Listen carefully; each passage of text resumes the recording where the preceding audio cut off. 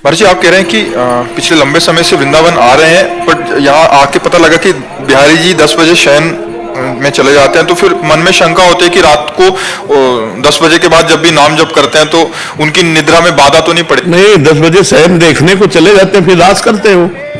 रात में ही तो रास होता है, तो वो शयन कहाँ करते हैं? वो तुम्हारे देखने के लिए शयन में चले जाते हैं। इसके बाद तो प्रिया जी के साथ रास करते हैं। खूब नाम जप करो, उनके शयन में बाधा ले। और देखो, हमारे भाव से उनका शयन होता है, उनका शयन नहीं होता। ये जो नींद है ये तमोगुण है, और भगवान गुणातीत है।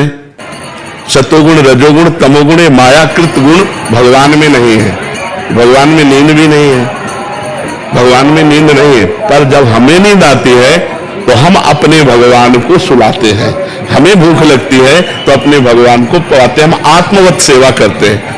हमारे जो अर्चा अवतार हैं भगवान, शिव विग्रह हैं, तो हम उनको आत्मवत दुलार करते हैं कि अब बाल भोग पाने का समय हमारे, तो भगवान को बाल भोग लगाओ, अब भगवान को स्नान करवाओ, अब भगवान को राजभोग लगाओ, अब भगवान को शयन करवाओ। तो शयन कर रहे हैं और हम नाम जप कर रहे हैं, भगवान का नाम कीर्तन कर रहे हैं, भगवान का गुण कीर्तन कर रहे हैं, उसमें भगवान को कोई बाधा नहीं। वास्तविक बात यह है कि भगवान में नींद नहीं है, क्योंकि नींद, निद्रा जो तमोगुण का लक्षण है, तो भगवान तो गुणातीत है। निद्रा आलस्य प्रमादोत्थम तत्तामस मुदाहर्तम, निद्रा आलस्य प्रमादादि ये तमोगुण के लक्षण। भगवान अगर शयन करते हैं तो योग निद्रा में शयन करते हैं। योग भगवत स्वरूप में वो हर समय जागृत अवस्था रहती है, चैतन्य अवस्था रहती है। जैसे समाधि में योगी, तो योगियों के परम गुरु भगवान वो योग निद्रा में रहते हैं, ना कि तमोगुण रूपी निद्रा में रहते हैं। तो ये घबराने की जरूरत नहीं कि भगवान सो गए तो हम नाम जप करेंगे तो भगवान को डिस्टर्ब होगा। नहीं नहीं, ऐसा नहीं। गिरिराज दादरी, राधे राधे महाराज जी। महाराज जी, अभिमान बढ़ रहा है, कम कैसे हो? संतों की चरण रज का सेवन करो, ये अमोघ औषधि है।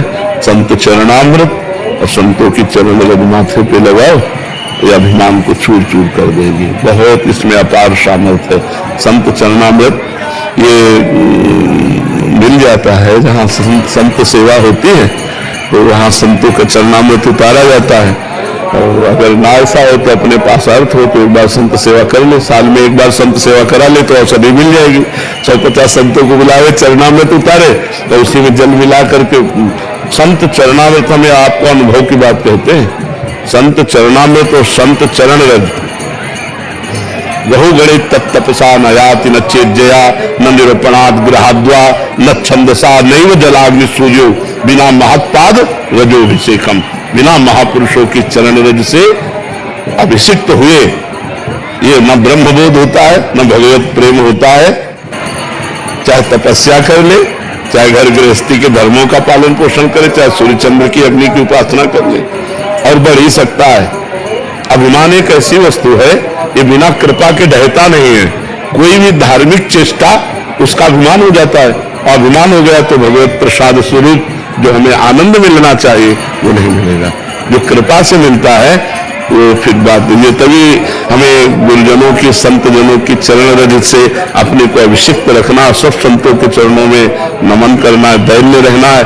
तो ये अहंकारी संस्कृति मूल सूल प्रदनाना सकल शोकदायक अभिमाना, ये संस्कृति का मूल चक्र है देहाभिमान, यही आवागमन में फंसाता है। और इसी का नाश गुरु चरण सेवा से होता है, संत चरण सेवा से होता है। तिनकी संगति रहत जाति कुल मद सब नन से, जो भगवत प्रेमी महात्मा है, अगर उनका संग मिल जाए तो उनके संग मात्र से हर अभिमान का नाश हो जाता है। जहां अभिमान प्रकट हुआ वहां शुद्ध भक्ति नहीं रहती।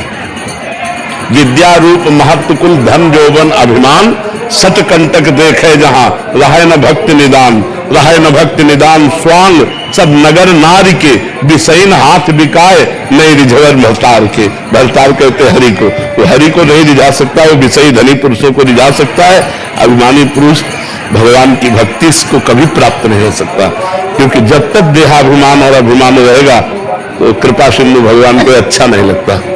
भगवान को अभिमान से द्वेष है, गर्व प्रहारी कहा गया है, और दैन्यता से प्यार है। ये दरबार दीन को आदर रीत सदा चली आई, ये दीन प्यारे वेद पुकारे द्रवो श्री भगवाना। और हरे जो भगवान है उनको दैन्य प्रिय है और हमसे देश तो हमें लगता है भगवान से प्रार्थना करें और संत चरणामृत और चरण रज का सेवन करें जिससे ये रोग दूर हो जाए।